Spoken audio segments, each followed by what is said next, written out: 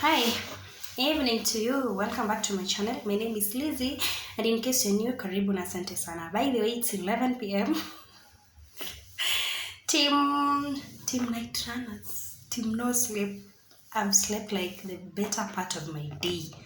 I hope I will not fall asleep. Anyway, mko aje? Sorry for the live, guys.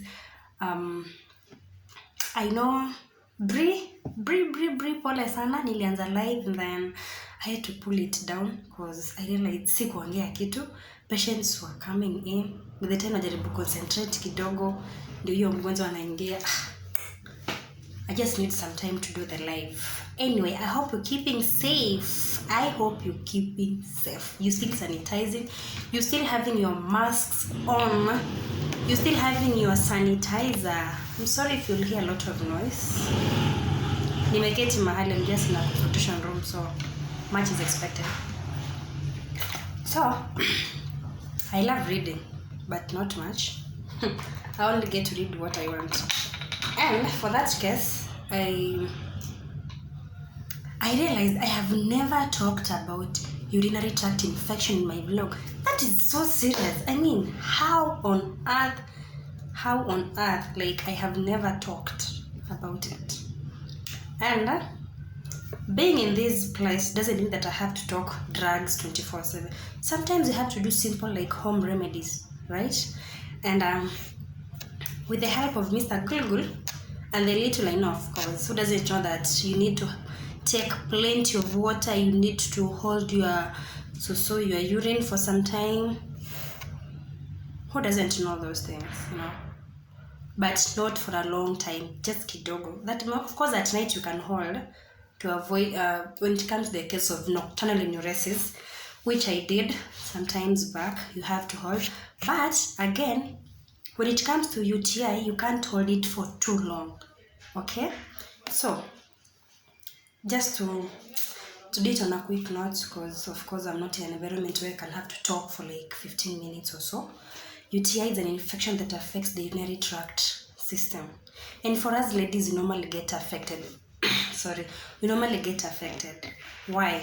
Sababu umeenda pale washroom, of course, maybe the public toilets, in your plot where you live, schools now nilitibu UTI, like, man, it's so much common in school, colleges, universities, high school, primary. Why? Because ukienda pale using those toilets for the pit latrines, but still you'll get affected. Maybe for the choo zile za kuflash nakalia pale. I normally avoid choo za kukalia. Then you end up like, splashing and everything. Then you'll walk out of the place with that kind of infection. Little did you know, contract pale.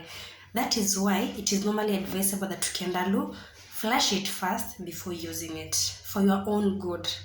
You might be in a hurry, you're pressed, you enter the washroom, then you don't even flush. My dear sisters, flush it first before sitting there. And when you have to sit there, at least make a tissue, like wrap around it, pale where you're going to place your S. Or don't necessarily like make yourself uguze kabisa, to just avoid this whole thing. So I did something about home remedies, or just simple remedies. Hakuna dawa hapa. Just simple remedies. And before we get into the remedies, maybe it's good to know what are the signs and symptoms that might tell, hey, hapa siko sawa. One, you're having a burning sensation when you're urinating. You feeling itchy, frequent urination, cloudy or dark urine. Remember, urine is supposed to be, is it amber? Amber, I don't know the color, but of course, there's that change, which is not normal. You'll even tell yourself. Urine with a stridor or a smell, nasikia kama there's a funny smell coming out. Pelvic pain and feeling of incomplete bladder, empty. Of course, umeshasoso, lakini unasikia kama bado you're having some incomplete. Ukijaribu kupress hapa kwa, yep, just at the pelvic pale chini ya kitovu. Let me describe using a layman's language. Kwa kitovu pale chini unafeel ni kama you still have the urge to urinate but nothing comes out. So but the very most common is a burning sensation and frequent urination, and sometimes burning sensation and frequent urination, and that odor smell, kuna harufu fulani, of course. So without further ado, let's see the points, the home remedy plan. One, there's something called vitamin C. Increases the acidity of urine, thereby killing bacteria that cause infection. Wow. Of course, if one thing that kills an infection, acidity kikuwa mingi, of course it will have to kill it. So when you take this vitamin C, it will increase the acidity of urine, thereby killing bacteria that cause infection. And the bacteria that cause UTI, tunakuanga na tatu ama mbili. E. coli, staphylococcus, and streptococcus. Please, I'm not going into microbiology because it was not something for me. I still have a problem with that. But so if you have this vitamin C, it actually it will have that high chance of killing those bacteria. Drinking and sweetened cranberry. Take a probiotic. I've not said antibiotic, I've said probiotic. And a very good example of a probiotic is yogurt. Why you should always love yogurt. People, kwanza ladies, always love yogurt. Yogurt kwanza has a very important contains a lactobacillus acidophilus that helps prevent UTI. That word, lactobacillus acidophilus, it's a very big word. So get plenty of yogurt. That's a very good example of a probiotic.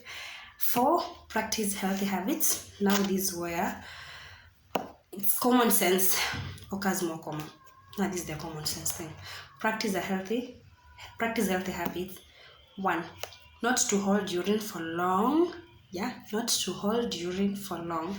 In as much as I talked about trying to hold your urine during the nocturnal enuresis, sometime back early last year, I'm not wrong, trying to hold your urine in the case of nocturnal enuresis. Nocturnal enuresis is bedwetting. So when you hold it, you train your bladder to hold it kidogo, so that if you're having a problem with bedwetting, at least itajua not all the time like when urine comes, the urge to urinate comes, have to release it. That is now on the other side when it comes to nocturnal enuresis. But now here with the case of UTI, don't hold it for too long.